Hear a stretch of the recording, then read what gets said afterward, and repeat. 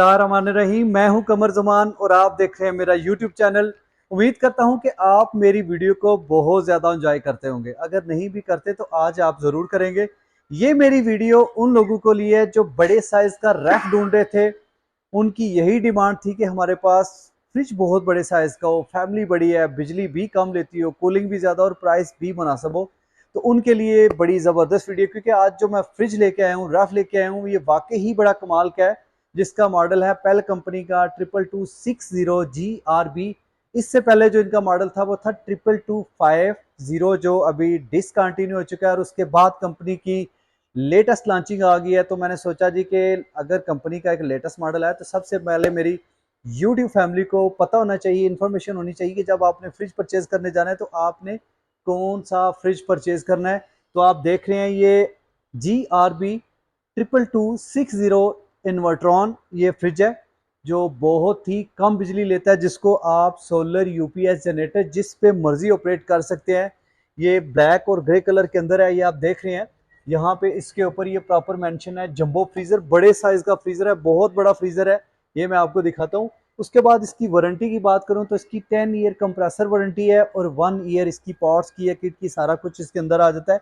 ये सारा tempered glass में है, ठीक है। कभी भी इसके ऊपर स्क्रैचेस नहीं पड़ेंगे, ना ही ये डैमेज होने वाली चीज़ है। अब सबसे पहले तो मैं आपको ये इसका बता देता हूँ कि ये बिजली कितनी लेता है। मतलब कि ये 100 वोल्ट पे स्टार्ट होगा आपका, 130 वाट, और अगर एम्पेयर की बात करूँ तो 0.8 एम्पेयर पे ये चलता है।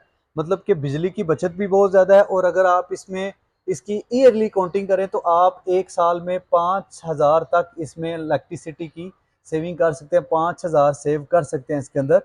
तो उसके बाद ये इसको आप सोलर यूपीएस जनरेटर जिस पे मर्जी चलाना चाहें चला सकते हैं। इवन कि अगर आपके पास सिंगल बैटरी वाला यूपीएस है तो उस पर भी चल देगा। इसकी पाइपिंग की बात करूं तो ये 100% कॉपर में है।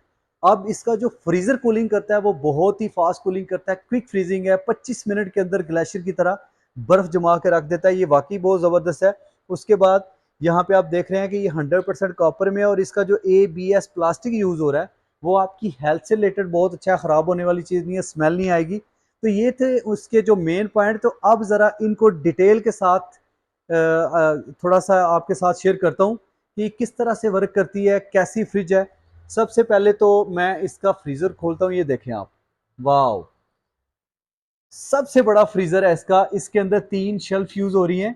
तो अगर आप इनको अपनी मर्जी से एडजस्ट करना चाहें, बाहर निकालना चाहें तो निकाल सकते हैं, एक रखना चाहें, दो रखना चाहें, तीन रखना चाहें, कर सकते हैं।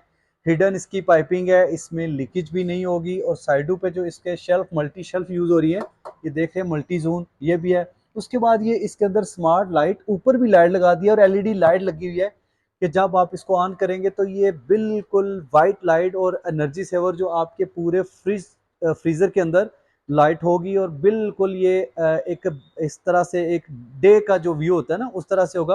आपको पता भी नहीं चलेगा कि रात के टाइम आप फ्रिज को यूज कर रहे हैं। अब इसकी अगर कैपेसिटी की बात करूं तो ये 150 लीटर है, 150 लीटर। टोटल फ्रिज की बात करूं तो ये CFT जो होता है ये 20 CFT है। तो उसके बाद इसका जो टोटल पाइपिंग है वो भी हिडन है, इसमें लीकेज नहीं हो सकती। और ये बहुत ज़्यादा फास्ट कूलिंग करती है, 25 मिनट के अंदर ये आइस जमा देगी। उसके बाद इसकी इस साइड पे देखेंगे तो ये थिकनेस इसकी, ये जो इसके मल्टी जोन यूज़ हो रहे हैं ये भी है 3। इनको आप इजीली उतार के साफ कर सकते हैं। इनकी क्वालिटी भी बहुत अच्छी है, प्लास्टिक क्रिस्टल में। इसके जो गैस किट है ये भी बहुत ज़बरदस्त है, जब आप इसको बंद करते हैं तो इसकी प्रॉपर उसके साथ जाके वैक्यूम हो जाता है। उसके बाद आ जाते हैं ज़रा इसके नीचे, फ्रीज़र को छोड़ के आप रेफ्रिजरेटर वाली साइड पे आ जाए तो इसकी कैपेसिटी की बात करूं तो ये टोटल जो है वो 290 लीटर है और काफ़ी ज़्यादा स्पेस है इसके अंदर। अगर आप इसके वेजिटेबल बॉक्स को छोड़ दें, फ्रिज और फ्रीज़र दोनों को देखें तो ऑलमोस्ट जितनी फ्रिज है उतना ही इसका फ्रीज़र बन जाता है। यहाँ पे भी इसके 3 शेल्फ यूज़ हो रहे हैं। अगर आप चाहें तो इनको निकाल के जैसे मर्जी आप अपनी मर्जी से सेटिंग करना चाहें ये कर सकते हैं। ये देख रहे हैं, इसी तरह आप इसके ऊपर वाले साइड से भी इसकी शेल्फ जो है वो रिमूव कर सकते हैं और अपनी मर्जी से एडजस्ट कर सकते हैं। 3 शेल्फ इसमें लगी हुई हैं। और इसके बाद यहाँ पे ये नीचे आप देख रहे हैं, एक इसका जो नीचे ट्रे लगा हुआ है ये चीज़, यहाँ पे ये इसका जो स्टैंड है ये बोतल के रिलेटेड है। 1 2 3 4 5 1.5 लीटर की बोतल आप इसमें रख सकते हैं। जो सम टाइम आपको बड़ी प्रॉब्लम बनती है, कभी आपको वेजिटेबल बॉक्स के ऊपर रखनी पड़ती है, कभी आपको साइडों पे रखना पड़ती है, तो वो भी इसके अंदर स्पेस है। उसके बाद इसका ये साइड वेजिटेबल जोन है, यहाँ पे साइड में आप वेजिटेबल रख सकते हैं, और यहाँ पे फ्रूट जोन लिखा हुआ है, यहाँ पे आप फ्रूट रख सकते हैं। लेकिन ये ज़रूरी नहीं है कि आपने यहाँ पे वेजिटेबल और यहाँ पे फ्रूट ही रखना है, ये आपकी अपनी मर्जी है, कंपनी ने लिख दिया है। तो आप चाहें तो दोनों में वेजिटेबल रख सकते हैं, अगर आपके पास स्पेस कम है दोनों में फ्रूट भी रख सकते हैं। ये आप पे डिपेंड करता है, आपकी फ्रिज है, आपने इसको कैसे यूज़ करना है। उसके बाद यहाँ पे ये इसके जेट कूल 360 आप देख रहे हैं। इसका मतलब है कि इसके अंदर एक टर्बो फैन लगा दिया कंपनी ने, जो इसके अंदर कूलिंग को रोटेट करता है और पूरी फ्रिज के कोने कोने तक इसकी जो कूलिंग है वो थ्रो करती है, और हवा के थ्रू ये कूलिंग को बढ़ा देता है, जिससे कम टाइम के अंदर बहुत ज़्यादा फ्रिज में कूलिंग हो जाती है और आपका जो खाना है वो ख़राब नहीं होता। उसके बाद यहाँ पे अगर आप इसके साइड की शेल्फ देखें तो यहाँ पे एग जोन आ जाता है, मल्टी जोन में, ये भी मल्टी जोन, ये 1 2 3 4 यहाँ पे आप देख रहे हैं, ये भी शेल्फ बनी हुई है। इनको भी आप अपनी रिक्वायरमेंट के हिसाब से इस्तेमाल कर सकते हैं। यहाँ पे ये जो 7 ट्रे मिल रहे हैं आपको, ज़रा इनकी क्वालिटी चेक करिए, ये एग्स ट्रे हैं, तो ये मतलब कि ख़राब होने वाली चीज़ नहीं है। ये देखें आप, ये लाइक जिस तरह से एक क्रैलिक होता है, ये उस चीज़ में है। मतलब ये बिल्कुल नहीं है कि अगर आप बोलें जी कि ये टूट जाएंगे, तो ऐसा कुछ भी नहीं होगा। ये बड़े ज़बरदस्त बने हुए हैं, तो इनको भी आपने अपनी मर्ज़ी से यूज़ करना है। उसके बाद यहाँ इसके ऊपर वाली साइड पे ये चीज़, ये है जी इसके आइस क्यूब के लिए। अगर आपने आइस क्यूब बनाने हो तो तब आपने इसको यूज़ करना है।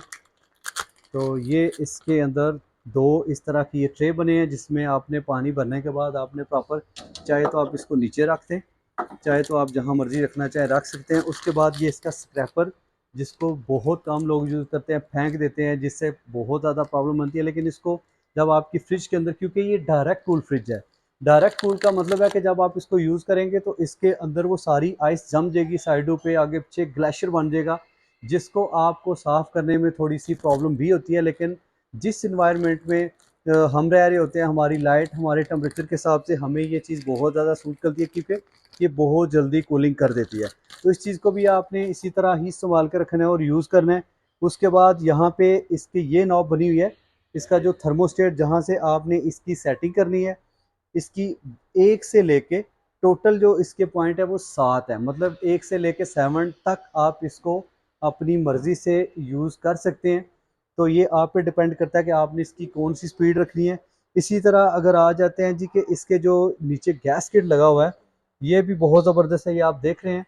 यहाँ पे इसके अंदर जो मैग्नेट है वो काफ़ी बड़े साइज़ का है, जो इसके डोर को बहुत अच्छे से ग्रिप करता है और आपकी कूलिंग को वेस्ट होने से बचाता है। साइडों पे भी इसके सारी लेदर शीट लगी हुई है, जो रस्ट प्रॉब्लम नहीं होने देगी, इसको कभी भी ख़राब नहीं होने देगी, आपकी फ्रिज को कभी भी प्रॉब्लम नहीं बनेगी।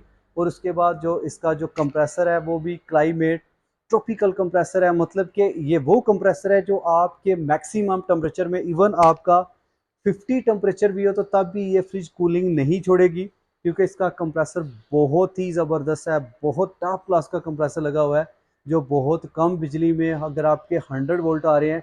स्पेशली मैं यहाँ पे एक चीज़ ऐड करता चलूँगा कि वो एरिया, क्योंकि पाकिस्तान के अंदर हैं, तो पाकिस्तान में आपको पता है कि हर जगह वोल्टेज का इशू है।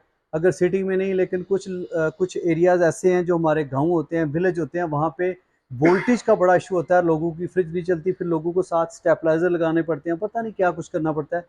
तो ये वो फ्रिज है जो आपके 100 वोल्ट पे भी चल जाएगा, अगर आपका 100 वोल्ट आ रहा है तो तब भी ये चल जाएगा।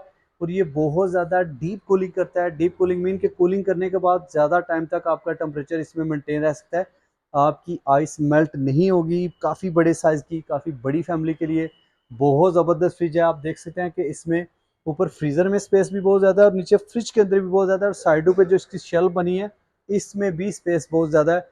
तो ये बहुत क्लास का, इसका कलर की बात करूँ तो वो भी बहुत ज़बरदस्त है।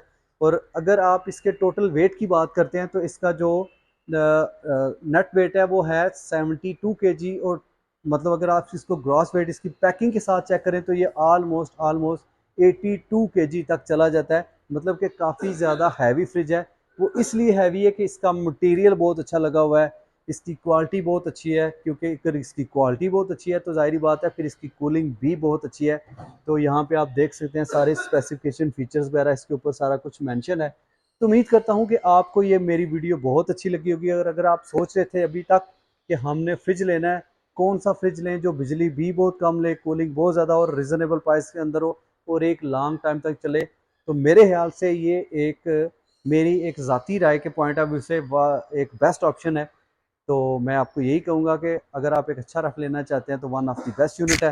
उम्मीद करता हूँ कि आपको मेरी वीडियो बहुत अच्छी लगी होगी। अगर आपको मेरी वीडियो बहुत अच्छी लगी है तो प्लीज़ मेरे चैनल को सब्सक्राइब कीजिएगा, बेल आइकन को प्रेस कर लीजिएगा ताकि हर नई आने वाली वीडियो आप तक आसानी से पहुँचे। अपना बहुत ख्याल रखिएगा। अस्सलाम वालेकुम।